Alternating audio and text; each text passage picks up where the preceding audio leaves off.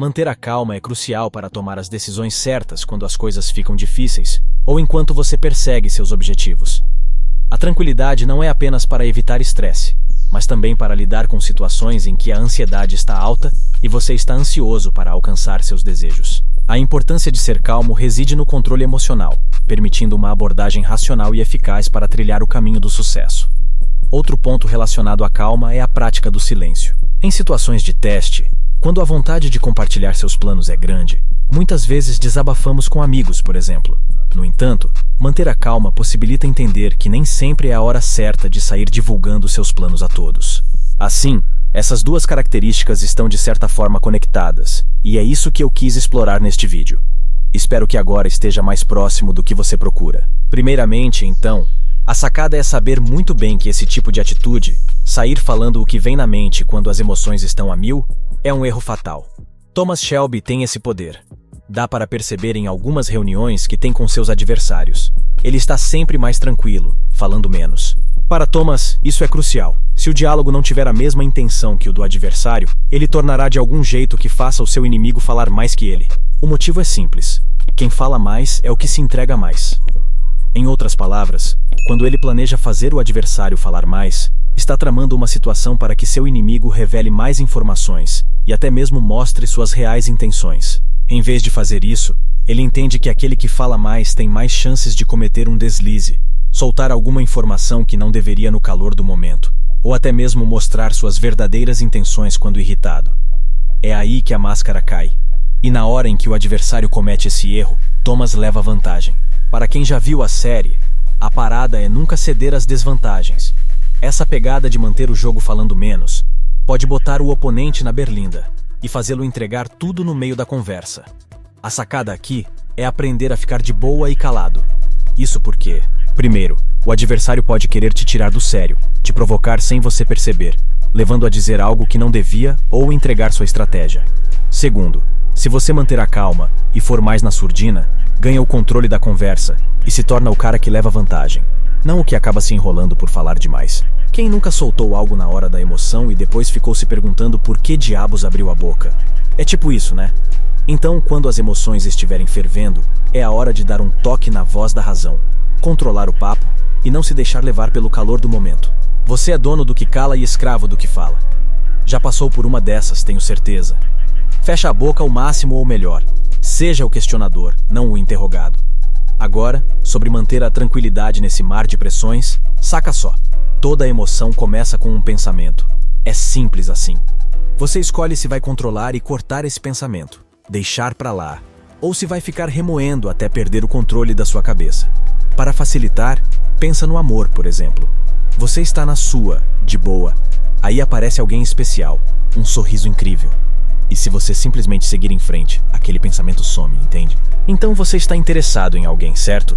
Em vez de ficar pensando nisso, por que não aborda a pessoa e tenta marcar um encontro? Quanto mais você interage, mais sua mente fica ocupada com essa pessoa, sabe? Agora, se surgir um problema, como a preocupação de tirar 0 numa prova, mandar mal no trabalho, isso te prejudica emocionalmente e te leva para o fracasso, não fique alimentando esses pensamentos negativos. Deixe isso para lá e concentre-se em pensamentos positivos. Se você ficar nutrindo pensamentos negativos, só vai piorar a situação. A ideia é não dar importância a pensamentos que te deixam irritado, certo? Dessa forma, a calma prevalece. Às vezes, é bom relaxar a mente, mas com moderação. Entende a ideia? A sensação flui pelo seu corpo e mente. Afinal, não somos feitos apenas para ser racionais. Mas quando perceber que a emoção pode te atrapalhar, tome uma atitude e não alimente isso. Isso é evidente em algumas atitudes que são a chave. Por exemplo, Thomas. Não dá para saber o que se passa em sua mente, mas pode-se perceber que há momentos em que algum personagem pergunta a ele, e às vezes ele evita alimentar aquela pergunta.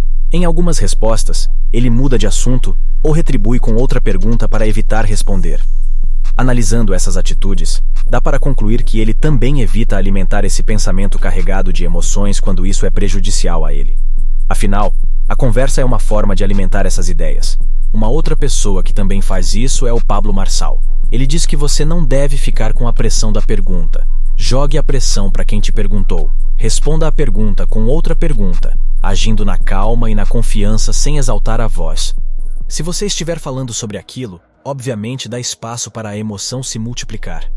Outra dica que dou para ser mais calmo é encontrar atividades que o deixem mais controlado, como ler, se exercitar ou até mesmo praticar meditação, que dizem que ajuda bastante. Encontrar uma atividade que me acalma e ao mesmo tempo proporciona conhecimento é fundamental para mim.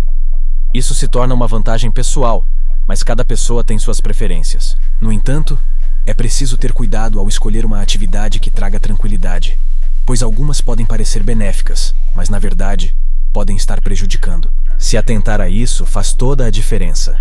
Outra questão importante é a estratégia do silêncio. No início do vídeo, destaquei como falar menos pode ser vantajoso, colocando o adversário em desvantagem. Se o inimigo decide te atacar com perguntas incessantes, não entre em desespero ou se estresse. Como falei no início do vídeo, você é dono do que cala e escravo do que fala.